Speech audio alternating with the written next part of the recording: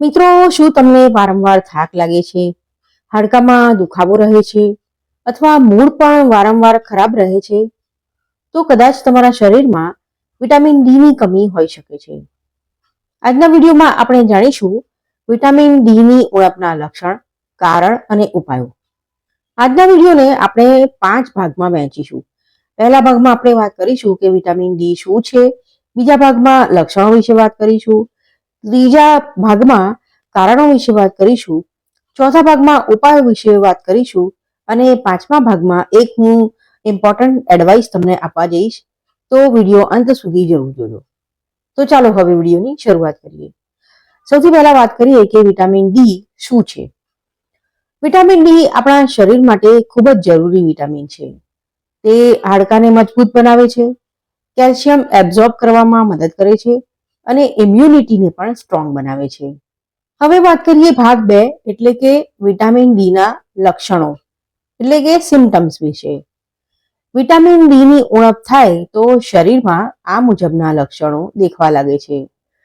Number 1, વારંવાર થાક લાગવો. Number 2, હાડકા અને સાંધામાં દુખાવો થવો. નંબર 3, મૂડ ખરાબ રહેવો અથવા ડિપ્રેશન રહેવું. નંબર 4, વાળ વધુ પડતા ખરવા. અને નંબર 5, વારંવાર બીમાર પડવું. જો તમને આમાંથી કોઈ પણ લક્ષણ દેખાતું હોય તો તેને અવગણશો નહીં. ચાલો હવે વાત કરીએ ભાગ 3, વિટામિન ડી ના કારણો એટલે કે કોઝિસ વિશે. વિટામિન ડી ની ઉણપ થવાના મુખ્ય કારણો કયા કયા હોઈ શકે? તો એમાં છે નંબર 1, સૂર્યપ્રકાશમાં ઓછો સમય વિતાવવો. નંબર 2, તમારું શુદ્ધ વેજીટેરિયન હોવું, મતલબ કે તમે ડાયટમાં ફક્ત શુદ્ધ વેજીટેબલ વસ્તુઓ જ ખાઓ છો. નંબર 3 છે પેટની સમસ્યાઓ. અને નંબર 4, વધતી ઉંમર. અને પાંચમું છે વધારે પડતો સનસ્ક્રીનનો ઉપયોગ કરવો. આ બધા કારણો મળીને શરીરમાં વિટામિન ડી ની ઉણપ પેદા કરે છે. હવે વાત કરીએ વિડીયોના ભાગ 4 એટલે કે તેના ઉપાયો વિશે, એટલે કે વિટામિન ડી ની ઉણપના સોલ્યુશન વિશે. તો તેમાં આપણે કવર કરી શકીએ કે રોજ 15 થી 20 મિનિટ માટે તમારે સૂર્યપ્રકાશમાં બેસવું જોઈએ. સવારના 8 થી 10 વચ્ચે સૂર્યપ્રકાશ કુમળો હોય છે, તો આ સમયમાં તમારે 15 થી 20 મિનિટ માટે સૂર્યપ્રકાશમાં બેસવું જોઈએ.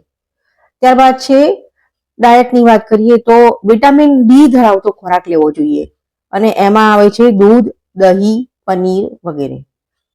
ત્યારબાદ ત્રીજા નંબર પર ડોક્ટરની સલાહથી તમે વિટામિન ડી સપ્લિમેન્ટ્સ પણ લઈ શકો છો. અને ત્યારબાદ નિયમિત એક્સરસાઇઝ કરો, જે શરીરને એબ્ઝોર્પ્શન વધારવામાં મદદ કરશે. તો હવે છેલ્લા અને પાંચમા ભાગમાં હું તમને એક ઇમ્પોર્ટન્ટ એડવાઇસ આપવા જઈશ અને તે છે કે કોઈ પણ સપ્લિમેન્ટ ડોક્ટરની સલાહ વિના ન લેવી જોઈએ, કારણ કે વિટામિન ડી નું વધુ પ્રમાણ પણ નુકસાનકારક હોઈ શકે છે. તો મિત્રો, જો તમને આ માહિતી ઉપયોગી લાગી હોય તો વિડીયોને લાઈક કરો, શેર કરો અને ચેનલને સબસ્ક્રાઇબ કરવાનું ભૂલશો નહીં. અને આવી હેલ્થ ટિપ્સ માટે મારી સાથે જોડાયેલા રહો. વિડીયો જોવા માટે ખૂબ ખૂબ આભાર. ફરીથી મળીશું, ત્યાં સુધી આવજો.